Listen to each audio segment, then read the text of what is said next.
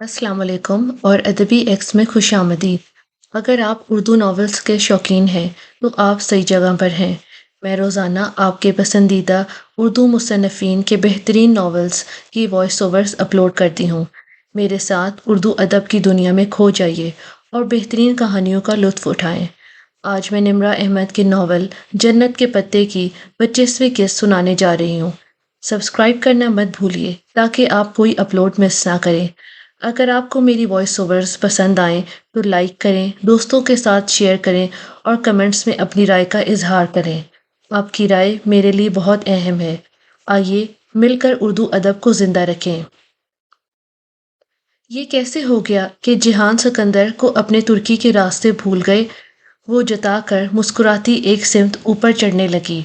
ठंडी हवा से उड़ती शॉल को उसने सख्ती से शानों के गिर्द लपेट कर पकड़ रखा था। जिहान सिकंदर जब बुयूक अदा तुम्हारे और डीजे के साथ आया था तो उस वक्त वो 2 साल बाद इधर आया था।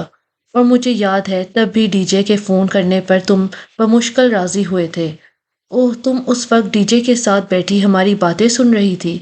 मुझे तो डीजे ने बताया था कि तुम मसरूफ़ हो। वो उसके पीछे पहाड़ी पे चढ़ते हुए हल्के से मुस्कुराकर बोला। उसने बाद में बताया था। वो मुड़ी नहीं, मगर उससे हैरत हुई थी कि जहान को इतनी पुरानी बात इतनी जज़ियात से याद थी। ईसा तीसी, ईसा की पहाड़ी की चोटी पे वो यूं ही छोटी छोटी बातें करते पहुंच ही गए थे। पहाड़ी की चोटी किसी सरसब्ज लॉन की तरह चपटी और घास से ढकी थी। वहाँ फासले फासले पर बहुत ऊंचे दरख्त थे, यूं जैसे किसी यूनिवर्सिटी कैंपस का लॉन हो।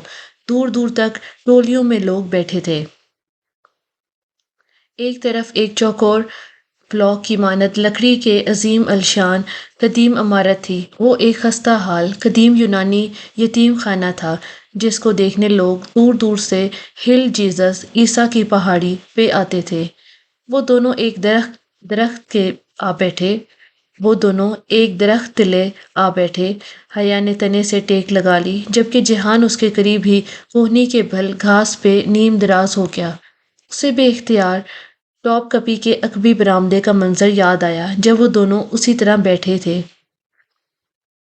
लम्हे जजीरे की हवाओं से फिसलते लकड़ी की कदीम इमारत पर गिर रहे थे, गोया बारिश के अनदेखे कतरे हों। इमारत के करीब चंद लड़के घास से हटकर एक अलाव के गिर्द बैठे बातें कर रहे थे। अलाव से आग की लपटें उठ उठकर फिजा में गुम हो रही थी। जिहान, कभी तुमने अपनी जिल्द पर जलने का जख्म महसूस किया है? वो दूर इस अलाव को देखती पूछ रही थी। गरीब शेफ दिन में कई बार हाथ जलाता है मादाम। उसने एक निगाह जिहान पर डाली। उसने सवाल ज़ाया किया था। ये बात उसे मेजर अहमद से पूछनी चाहिए थी। उसने सवाल गलत बंदे से किया था। तुम हर वक्त अपने आप को इतना गरीब क्यों कहते हो? लम्हे भर को उसे जिहान पर बेतरह गुस्सा आया था। इस्तकलाल स्ट्रीट में तुम्हारा रेस्टोरेंट है, जहांगीर में तुम्हारा घर है, और जिस रोज हम पाकिस्तान से आए थे मैंने देखा था एक से बढ़कर एक कीमती गैजेट तुम्हारे कमरे में रखे ना। अब वो सब तो तुम्हें गिफ्ट नहीं मिले थे ना। तो जख्म की बात कर रही थी। तुम्हारी गर्दन का जख्म ठीक हुआ? वो बगैर शर्मिंदा हुए बहुत डटाई से मौजू बदल गया। मेरे जख्म बहुत से हैं, मैंने उनका शुमार छोड़ दिया है। वो जरा तलखी से कहती रुख मोड़कर कदीम खस्ता हाल इमारत को देखने लगी। हरकत करने से उसके कान में मौजूद बाली का मोती हिलने लगा था। मगर जिहान को तो याद भी नहीं होगा कि हया को ये मोती उसने दिया था। तुम्हारी रिपोर्ट कहाँ तक पहुंची? वो मुस्कुराहट दबाए उसे देखते हुए पूछने लगा, जैसे उसे अभी तक यकीन न हो कि हया इत्तेफाक से फूलों की मार्केट में थी। बहुत दूर तक। सुनना चाहोगे? हाँ, तुमने उस बेचारे दुकानदार से फूलों के मुतल्लिक कौन सा राज उगलवाया? जरा मैं भी तो सुनूं। वो कोहनी के बल जरा ऊपर होकर बैठे हुए बोला। मैं फूलों के मुतल्लिक नहीं, अब्दुल रहमान पाशा, उसके गुमशुदा भाई और होटल ग्रैंड के मुतल्लिक रिपोर्ट लिख रही हूँ। और जिंदगी में पहली बार उसने जिहान को चेहरे से रंग उड़ता देखा। वो एकदम सीधा हो बैठा। तुम मजाक कर रही हो? नहीं, मगर अब तुम ये ना कहना कि इस्तंबुल में अब्दुल रहमान पाशा नामी कोई बंदा नहीं है। वो है और होटल ग्रैंड का मालिक है। لیکن تم جانتے ہو اس ہوٹل کا اصل مالک کون تھا؟ جہان نے جواباً سوال نہیں کیا۔ وہ بنا پلک جھپکے اسے دیکھ رہا تھا۔ اس کا چھوٹا بھائی عبد الرحمان کا ایک چھوٹا بھائی تھا جو اچانک 1.5 2 سال قبل منظر عام سے گھر۔ اگر آج وہ ادھر ہوتا تو عبد الرحمان پاشا اتنا ناقابل شکست اور مضبوط نہ بنا بیٹھا ہوتا۔ میں وجہ تلاش کر رہی ہوں جس کے باعث اس کا بھائی یوں روپوش ہوا ہے۔ تم یہ سب جان کر کیا کرو گی؟ وہ بہت الجھن سے اسے دیکھ رہا تھا۔ میں یہ سٹوری حالے کو دوں گی اور وہ اپنی صحافی دوست کو۔ یوں معصوم سی یہ کہانی اخبار میں چھپے گی، اور اگر یہ چیز ایک دفعہ میڈیا کے ہاتھ لگ جائے تو پریشر کے باعث عبد الرحمان اپنے بھائی کو ڈھونڈ نکالے گا یا میڈیا۔ وہ بہت جوش سے بولتی جا رہی تھی۔ اگر یہ اتنا آسان ہوتا تو کوئی پہلے ہی کر چکا ہوتا، اور تم اس کے بھائی کو منظر عام پر لا کر کیا کرو گی؟ میں چاہتی ہوں لوگ اس غلط فہمی سے نکل آئیں کہ عبد الرحمان پاشا کسی والڈیمورٹ لارڈ کا نام ہے۔ تم یقین کرو جہان، میں نے جتنی اس معاملے میں تحقیق کی ہے، اتنی ہی مجھے اندازہ ہوا ہے کہ پاشا کچھ بھی نہیں ہے۔ یہ محض ایک جعلی پروپیگنڈا مہم ہے۔ بعض لوگ خود کو طاقتور کہلا کر اپنی انا کو تسکین پہنچاتے ہیں۔ میں قانون پڑھ رہی ہوں، مجھے ان باریکیوں کا پتہ ہے۔ اچھا ہوا تم نے بتا دیا، تم قانون پڑھ رہی ہو، ورنہ میں تو اب تک بھول ہی چکا تھا۔ بات مت بدلو۔ تم سوچ بھی نہیں سکتے جب میڈیا میں یہ بات آئے گی کہ ہوٹل گرینڈ کا اصل مالک یونان نہیں بلکہ کسی چھوٹی سی جگہ پر گمنامی کی زندگی بسر کر رہا ہے، تم اس بات کو کتنا اچھالا جائے گا۔ اسٹاپ دس حیا، وہ ایک دم جھنجھلایا تھا۔ تم کیا ضرورت ہے تمہیں پرائے مسئلے پہ پڑنے کی؟ ضروری تو نہیں ہے کہ پاشا نے اپنے بھائی کو نکالا ہو سکتا ہے وہ خود گیا ہو سکتا ہے ان دونوں کے درمیان کوئی سیٹلمنٹ ہو۔ ہزار ممکنات ہو سکتی ہیں، اور ہو سکتا ہے اس نے خود اپنے بھائی کو واپس آنے سے روک رکھا ہو۔ اگر اخبارات اس خبر کو اچھالیں گے تو عبد الرحمان پاشا کی اس خود ساختہ شہرت کے غبارے سے ساری ہوا نکل جائے گی۔ وہ بہت مزے سے بولی تھی، مگر جہان کے تاثرات دیکھ کر اچنبھا ہوا۔ وہ بہت مضطرب اور کوفت زدہ سا لگ رہا تھا۔ عبد الرحمان پاشا کو کوئی فرق نہیں پڑے گا۔ فرق پڑے گا تو اس کے بھائی کو حیا۔ بہت سے لوگ نئی زندگیاں شروع کر لیتے ہیں، وہ خود ہی اپنی پرانی زندگی میں نہیں لوٹنا چاہتے۔ اس طرح اس کو ایکسپوز کر کے تم اس کی زندگی مشکل میں ڈال دو گی۔ خواہ مخواہ مت پڑو ان لوگوں کے مسئلوں میں۔ چلو چلتے ہیں، مجھے واپس کام پہ پہنچنا ہے۔ وہ ایک دم ہی اٹھ کھڑا ہوا۔ اس کے انداز میں واضح اضطراب تھا۔ تم کو اپنے دوست سے نہیں ملنا؟ جہاں نے رک کر ایک نظر اسے دیکھا اور پھر نفی میں سر ہلا دیا۔ نہیں، پھر کبھی مل لوں گا۔ مجھے سامان پیک کرنے میں ذرا وقت لگے گا۔ تم پورٹ پر میرا انتظار کر سکتے ہو، میں سامان لے کر سیدھی وہیں آ جاؤں گی۔ میں تمہارے ساتھ ہی چلتا ہوں تمہاری دوست کے گھر۔ نہیں، تم بور ہو جاؤ گے، مجھے ساتھ والی آنٹی سے کچھ چیزیں لینی ہیں، وقت لگ جائے گا۔ میں تمہیں پورٹ پر ملوں گی۔ وہ جہان کو عائشہ گل کے گھر کے باہر لگی ایئر پاشا کی تختی دکھانے کی ہرگز متحمل نہیں تھی۔ اوکے، اس نے زور نہیں دیا۔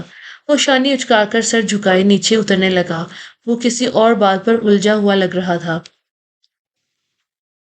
گھر آ کر اس نے جلدی جلدی سامان پیک کیا، فون کر کے عائشہ سے معذرت کی اور دوبارہ آنے کا وعدہ کر کے ابا کی آمد کا بتا کر جب وہ اپنا بیگ لیے نہایت عجلت میں بندرگاہ پہنچ جانے کے لیے نکلی، اسے بھول چکا تھا کہ اس کا پزل باکس اوپر اسٹڈی کے میز پر پڑا رہ گیا ہے۔ دوپہر کی سرخی بیوقدا کی اس سرسبز درختوں سے گہری گلی پر چھا رہی تھی۔ بلند و بالا عثمانی محل کے سفید ستون سنہری روشنی سے چمک رہے تھے۔ عبد الرحمان ٹائی کی نوٹ ڈھیلی کرتا گول چکر دار زینے اوپر چڑھ رہا تھا۔ اس کے جوتوں کی دھمک پہ کچن میں کام کرتی عائشہ کے ہاتھ رک گئے۔ گھر میں جوتوں سمیت صرف عبد الرحمان ہی گھوما کرتا تھا۔ وہ مڈل کلاس ترکوں کی طرح گھر سے باہر کبھی جوتے نہیں اتارا کرتا تھا، بلکہ استنبول کی ہائی ایلیٹ کی طرح کلین پہ بھی جوتے پہن کے بہت تفاخر سے چلا کرتا تھا۔ عائشہ نے صبح ہی اسے ایس ایم ایس کر دیا تھا کہ حیا کل چلی گئی ہے اور رات میں آنے بھی آ گئی تھی، وہ چاہے تو گھر آ سکتا ہے۔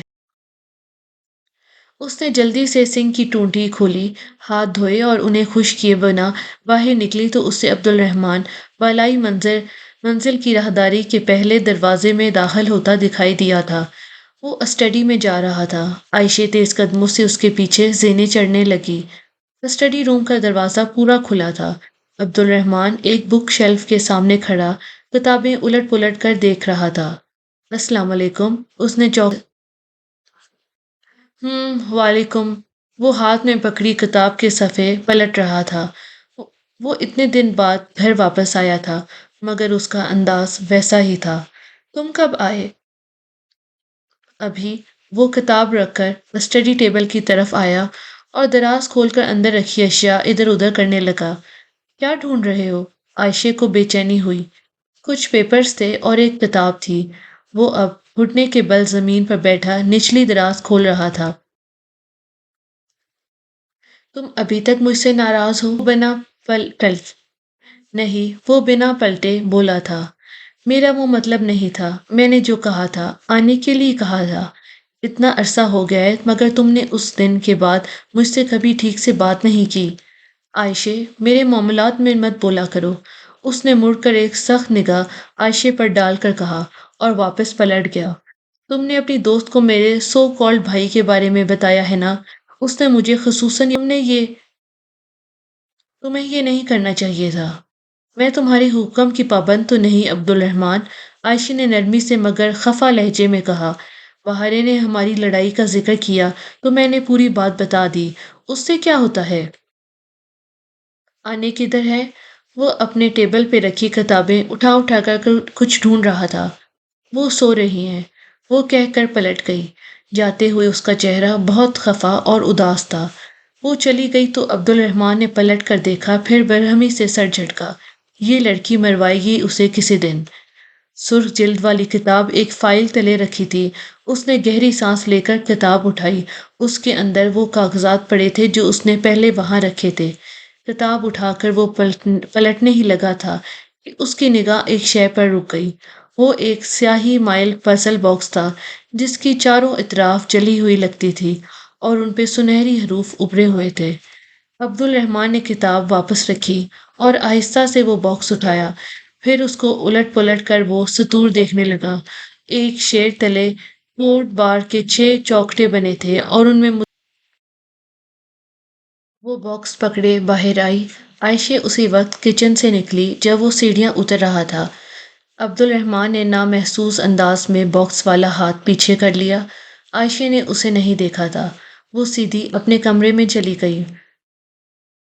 وہ راہداری سے گزر کر پچھلے دروازے سے ہوتا ہوا عقبی باغیچے میں آ گیا۔ وہاں کونے میں عائشہ کی ورک ٹیبل رکھی تھی جس پر بہارے کوئی کلرنگ بک رکھے رنگ بھر رہی تھی۔ بہارے سے وہ آتے ہوئے مل چکا تھا، سو اب اسے آتے دیکھ کر وہ سادگی سے مسکرا دی۔ بہارے، وہ مدھم مسکراہٹ لبوں پہ سجائے اس کے قریب آیا اور پزل باکس اس کے سامنے کیا۔ یہ کس کا ہے؟ اوہ، یہ تو حیا کا ہے۔ وہ یہی بھول گئی۔ وہ حیرت سے بولی، کل اس کا کزن آیا تھا تو اسے جلدی میں جانا پڑا۔ تمہیں پتا ہے اس کا کزن بہت ہینڈسم ہے۔ یہ حیا کا ہے؟ عبد الرحمن نے اس کی آنکھوں میں دیکھتے ہوئے دہرایا۔ ہاں، یہ اسے کسی نے دیا تھا۔ کس نے؟ وہ بنا پلک جھپکے بہارے کی آنکھوں میں دیکھ رہا تھا۔ یہ تو مجھے نہیں پتا۔ بہارے نے شانے اچکا دیے۔ کیا یہ عائشہ نے بنایا ہے؟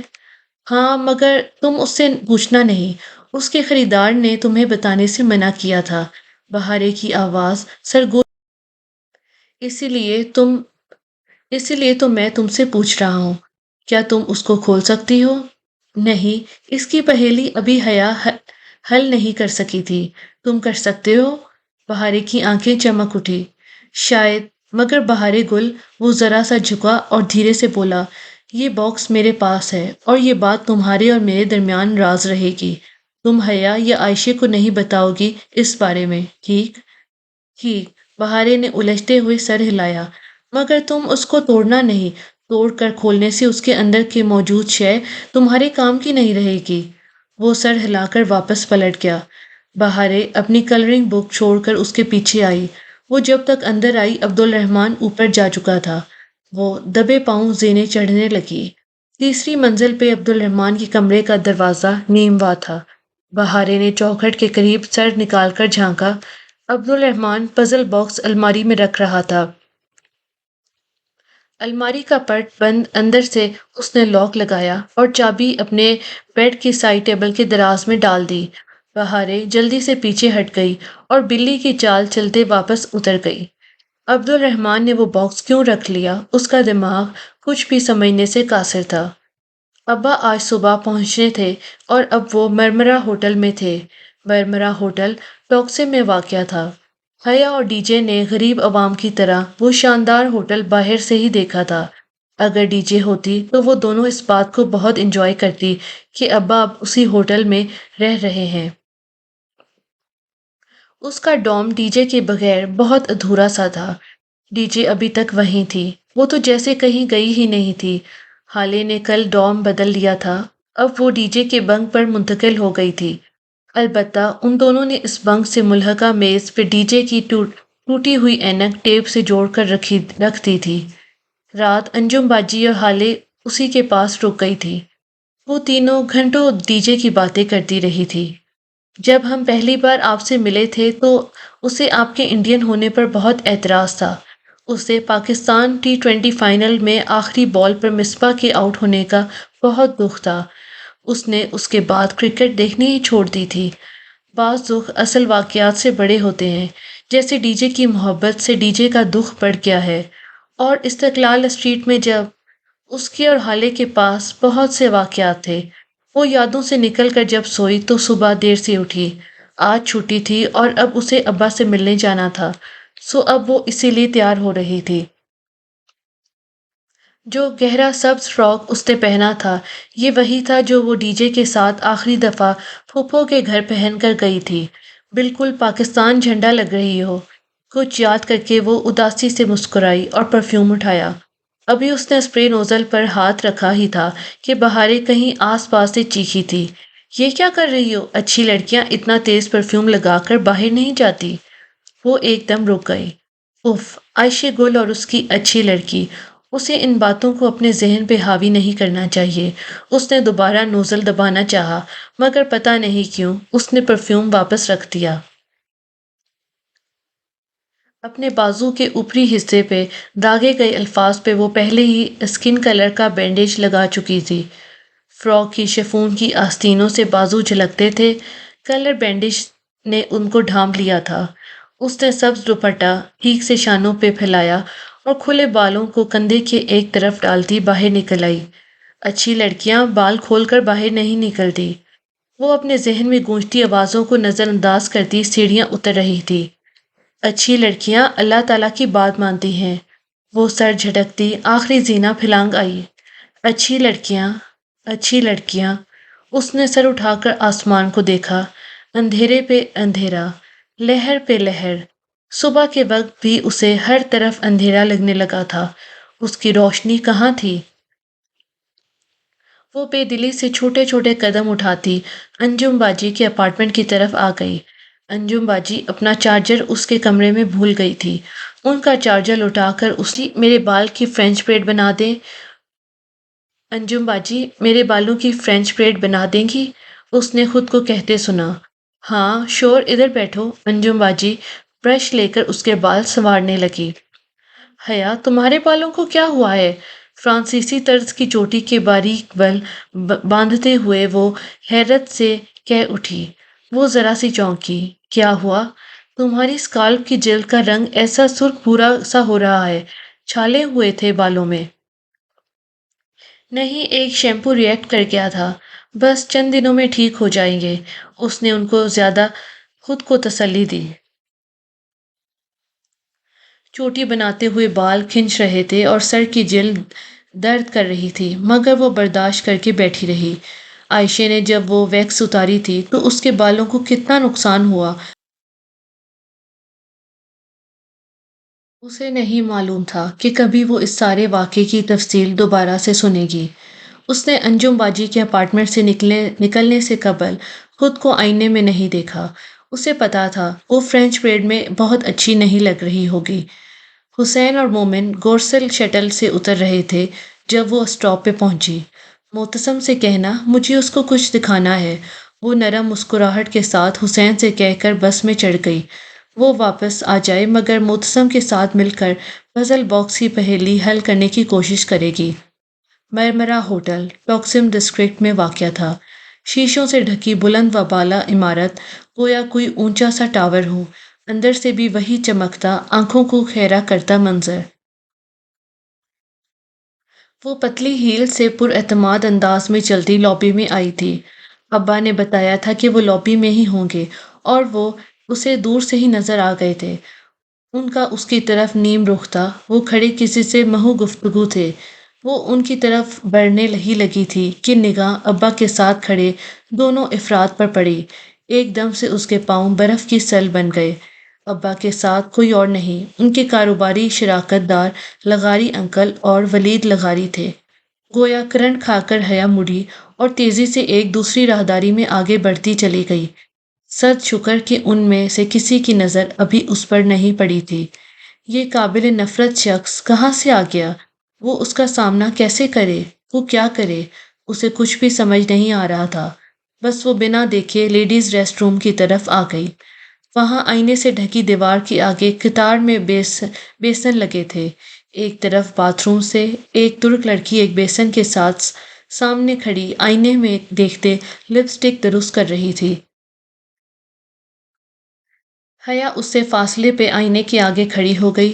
اپنے عکس کو دیکھتے ہوئے اس نے بے اختیار گردن پر ہاتھ رکھا۔ جب ولید نے اس کا دوپٹہ کھینچا تھا تو اس کی گردن پر رگڑ آئی تھی۔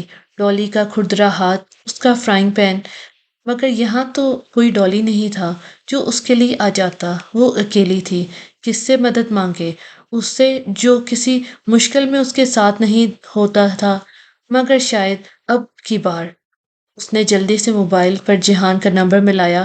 طویل گھنٹیاں جا رہی تھی۔ اٹھا بھی چکو، وہ فون کان سے لگائے کوفت زدہ سی کھڑی تھی۔ آئینے میں جھلکتے اس کے چہرے پہ اب تک زخموں کے نشان مندمل ہو چکے تھے۔ 5ویں گھنٹی پر جہان کی خمار آلود آواز گونجی۔ آپ کا مطلوبہ نمبر اس وقت سو رہا ہے، براہ مہربانی کافی دیر بعد رابطہ کریں، شکریہ۔ جہان اٹھو اور میری بات سنو۔ وہ جھلا سی گئی تھی۔ میں بہت تھکا ہوا ہوں، مجھے سونے دو۔ میں نے ریسٹورنٹ جہنم میں گیا تمہارا ریسٹورنٹ، تم ابھی تک اسی وقت مرمرا ہوٹل پہنچو۔ ابا آئے ہوئے ہیں اور ساتھ ان کے دوست وغیرہ بھی ہیں، مجھے اکیلے ان سے ملنا اچھا نہیں لگ رہا۔ اس کی آواز میں بے بسی در آئی تھی۔ ساتھ کھڑی لڑکی اب بالوں کو اونچے جوڑے میں باندھ رہی تھی۔ میں نہیں آ رہا، مجھے آرام کرنے دو۔ ٹھیک ہے، جہنم میں جاؤ تم اور تمہارا ریسٹورنٹ۔ وہ جن لوگوں نے تمہارے ریسٹورنٹ میں بہت اچھا کیا تھا، تم ہو ہی اس قابل۔ اس نے زور سے بٹن دبا کر کال کاٹی۔ ترک لڑکی اب بیسن کی سلیب پر رکھا اسکارف اٹھا کر چہرے کے گرد لپیٹ رہی تھی۔ حیا چند لمحے بے خیالی میں اسے تکتی رہی، پھر کسی میکانیکی عمل کے تحت اس نے شانوں پہ پھیلا دوپٹہ اتارا اور سر پر رکھ کر چہرے کے اور چاروں اطراف سفید موٹی سبز دوپٹہ کرنکل جارجٹ کا تھا اور چاروں اطراف سفید موتی پائپنگ ہوئی تھی۔ پاکستان کا جھنڈا کندھے، آستین اور کلائیوں تک دوپٹے میں چھپ گئی تھی۔ مگر کیا وہ اچھی بھی لگ رہی تھی؟ شاید نہیں، لیکن کس کو؟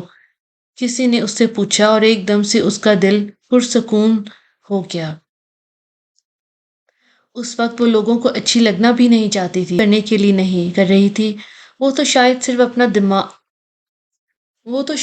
اپنا دفاع کر رہی تھی۔ نیکی، اللہ کا خوف اس سے اب نہیں ہوتا تھا۔ ابا ان کے عقب میں جا کر اس نے ان کو پکارا تو وہ تینوں ایک ساتھ پلٹے۔ اوہ مائی چائلڈ! ابا خوشی سے آگے بڑھے۔ وہ ایک رسمی مسکراہٹ لبوں پہ سجائے ابا سے ملی اور لغاری انکل کو فاصلے سے سلام کیا۔ بیٹا، یہ لغاری ہیں میرے دوست اور یہ ان کے صاحبزادے ہیں، ولید۔ مجھے تو آپ جانتی ہوں گی، ہم پہلے مل چکے ہیں۔ ولید ایک محفوظ مسکراہٹ کے ساتھ اسے دیکھتے ہوئے بولا تھا۔ مجھے یاد نہیں، میں ہر کسی کو یاد نہیں رکھتی، وہ ذرا رکھائی سے کہہ کر کا رد عمل آنے سے قبل ہی بولی۔ آپ کو کدھر جانا ہے؟ آپ کو کدھر لے کر جاؤں ابا؟ استنبول کی سیر آپ کہاں سے شروع کرنا چاہیں گے؟ میرا خیال ہے انکل استقلال اسٹریٹ چلتے ہیں، اس کی رونق کے بارے میں بہت سنا ہے۔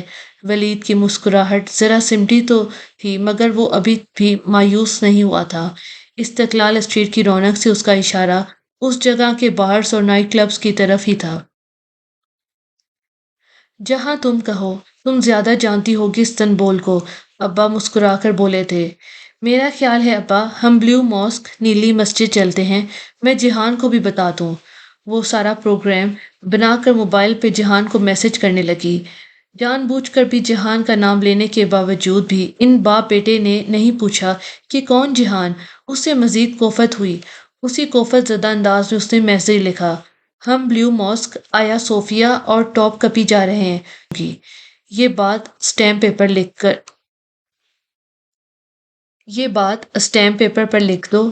فوراً جواب آیا، فائن، اب میں تم سے واقعی کبھی بات نہیں کروں گی۔ تو کیا ٹیکسٹ کرو گی؟ ساتھ ہی ایک معصوم سا مسکراتا چہرہ بھی تھا۔ اس نے جواب نہیں دیا، اگر وہ سامنے ہوتا تو وہ اس کی گردن دبوچ لیتی۔ آیا صوفیہ اور ٹاپ کپی پیلس ساتھ ساتھ ہی واقع تھے اور ان کے سامنے سڑک کی دوسری جانب استنبول کی مشہور زمانہ نیلی مسجد تھی۔ پچھلی دفعہ آ کر ڈی جے اور پھر جہان کی طبیعت خراب نہ ہو جاتی تو وہ لوگ نیلی مسجد ضرور جاتے، مگر اب سب بدل چکا تھا۔ نیلی مسجد، سلطان احمد مسجد کا رنگ نیلا نہیں تھا مگر اس کی اندرونی عظمت ٹائلز نیلی تھی۔ باہر سے اس کے گنبدیوں تھے گویا چھوٹے چھوٹے پیالے الٹے رکھے ہوں۔ مسجد کے احاطے کے آگے گیٹ تھا اور اس کے بعد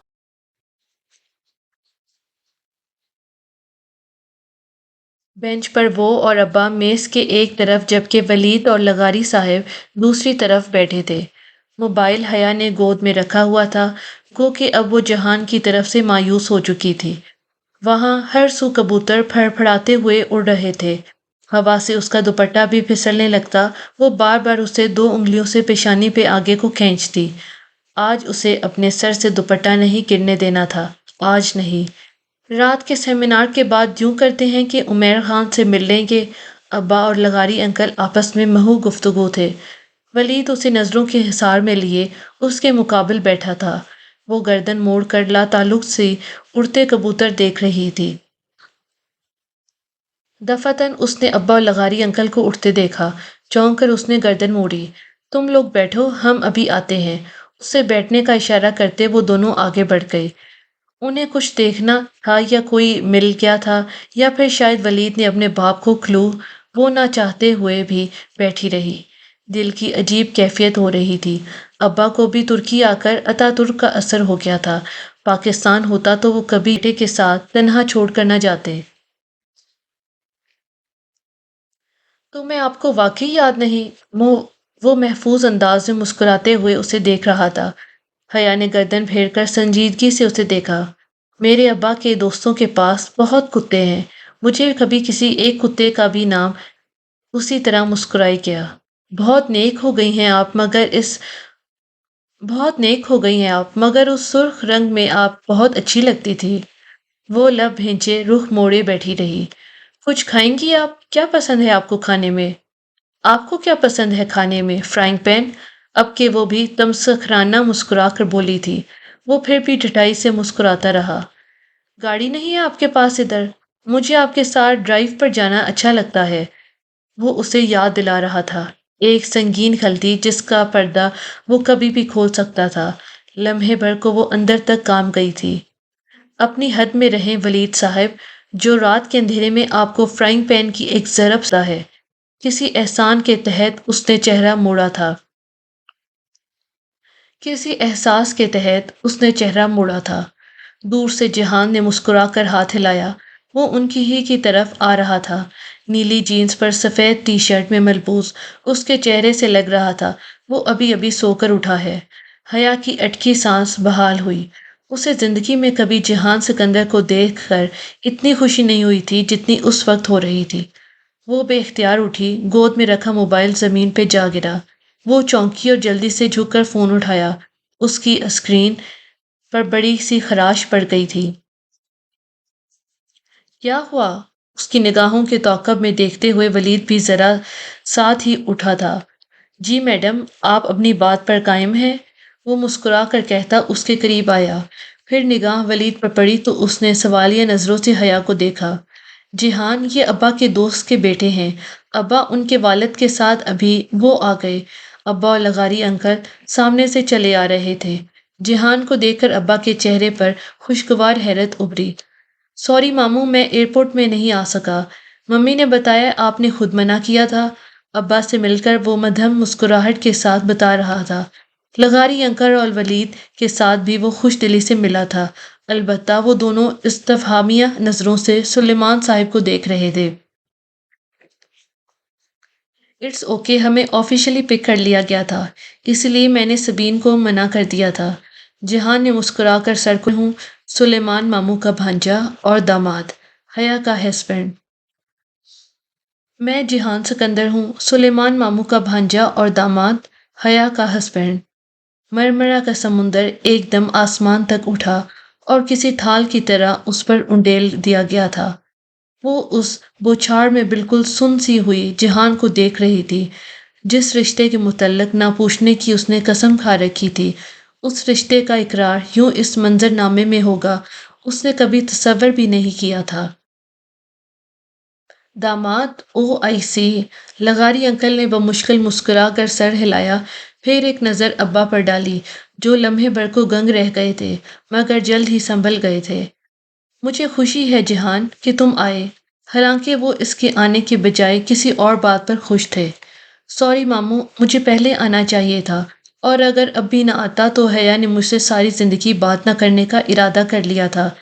اس نے مسکرا کر کہتے حیا کو دیکھا۔ وہ جواباً دھیرے سے مسکرائی، جیسے وہ دونوں ہمیشہ سے ہی ایسے آئیڈیل کپل کی طرح بات کرتے رہے ہوں۔ ولید لغاری کی چہرے کی مسکراہٹ پھر یوں غائب ہوئی کہ وہ دوبارہ نہ مسکرا سکا۔ بعد میں وہ محتاط انداز میں سارا وقت اپنے باپ کے ساتھ بیٹھا رہا۔ وہ اپنے سامنے اپنے باپ اور شوہر کے درمیان بیٹھی لڑکی پر اب نظر ڈالنے کی جرأت نہ کر رہا تھا۔ اس سا پہر جیحان نے ان تینوں مہمانوں کے بہت اچھے سے تواضع کی۔ ٹاپ کپی اور آیا صوفیہ میوزیم کی راہداریوں میں ان کو ساتھ لیے وہ ایک اچھے گائیڈ کے فرائض انجام دے رہا تھا۔ آج استنبول میں حیا کا پہلا دن تھا جب وہ بہت اعتماد سے جیحان کے پہلو میں چل رہی تھی۔ تم ان دونوں کو ہوٹل ڈراپ کر کے ابا کو گھر لے جانا، میں خود ہی وقت، اس نے جیحان سے دھیرے سے کہا تھا۔ وہ شانے اچکا کر بنا اعتراض کے ساتھ چلا گیا۔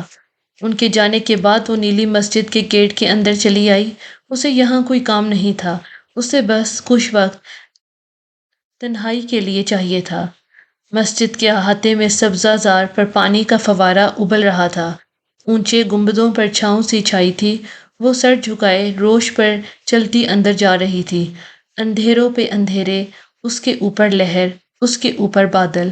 اس کے قدموں میں تھکاوٹ تھی، اس شخص کی سی تھکاوٹ جس کا سیر اب اسے اندھیروں میں دھکیل دیتا ہے۔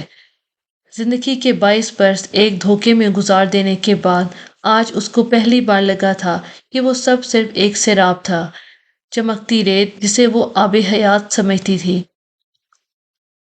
اور نہیں بنایا جس کے لیے اللہ نے نور، تو نہیں ہے اس کے لیے کوئی نور۔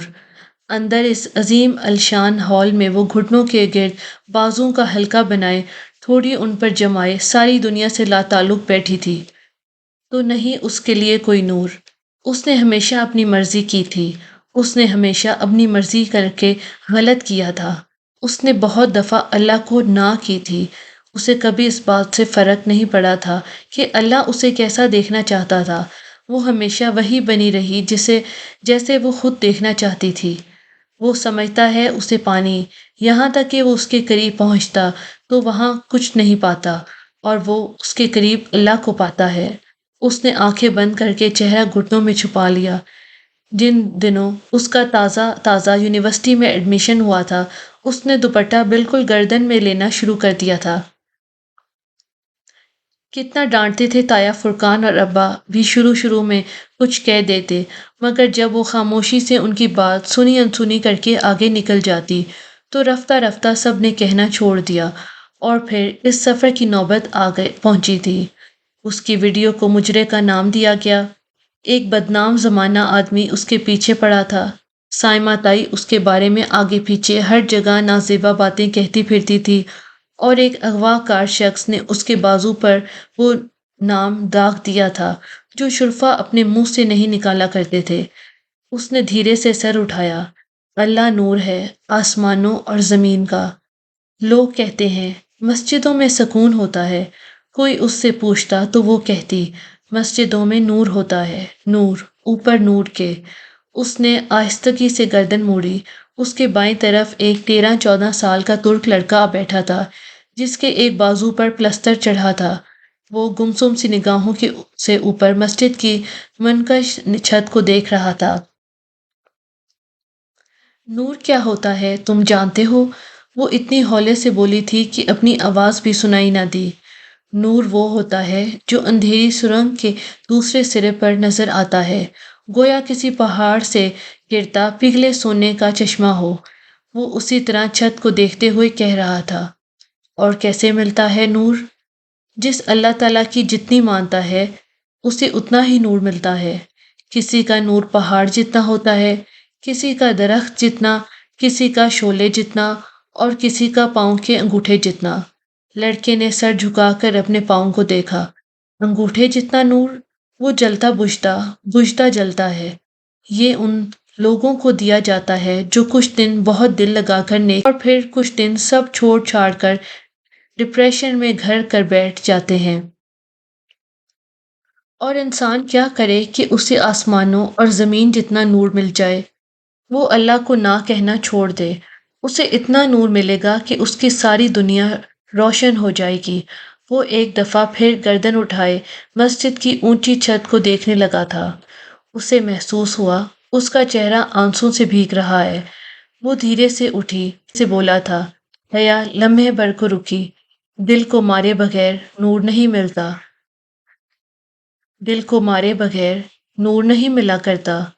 وہ پلٹے بغیر آگے بڑھ گئی۔ دل کو مارنا پڑتا ہے، مگر ضروری تو نہیں ہے کہ ٹھوکر بھی کھائی جائے۔ انسان ٹھوکر کھائے بغیر، زخم لیے بغیر، خود کو جلائے بغیر بات کیوں نہیں مانتا؟